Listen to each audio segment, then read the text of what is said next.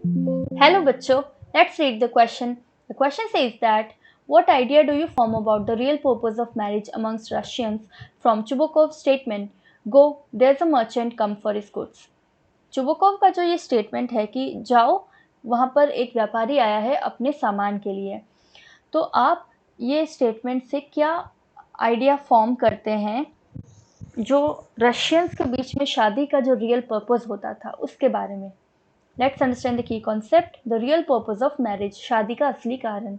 The statement shows that Russians during Chekhov's age were materialistic and the basic purpose behind matrimonial alliances, particularly amongst the rich, was to enhance their economic standing.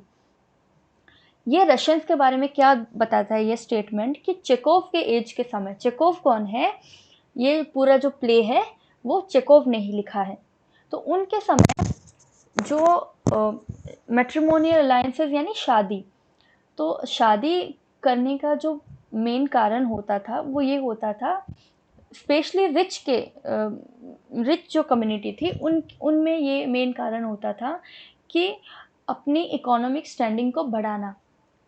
पूरा का पूरा materialistic होता था कि किसको कितना पैसा मिलेगा, किसके पास कितना पैसा आएगा, किसको ज़्यादा मिला है, किसको कम मिला है. तो शादी वो इसलिए करते थे सिर्फ और सिर्फ वेल्थ के पर्पज़ से, पैसे के पर्पज़ से कि कौन कितना दिखावा कर सकता है, किसको कितना मिल सकता है. पूरा मटेरियलिस्टिक था, इमोशनल कुछ भी नहीं था, सारा सामान मटेरियलिस्टिक पोजेशन से रिलेटेड था और अपनी इकोनॉमिक स्टैंडिंग वो बढ़ाना चाहते थे, समाज में status. That is why Chubukov talks of a merchant Lomov seeking his goods Natalia. इसलिए चुबुकोव ये कहता है कि मर्चेंट कौन है, यहाँ पर लोमोव, व्यापारी लोमोव है और वो अपना गुड्स लेने आया. कौन सा goods? Natalia. Hope you understood the question well. Best of luck. Thank you so much.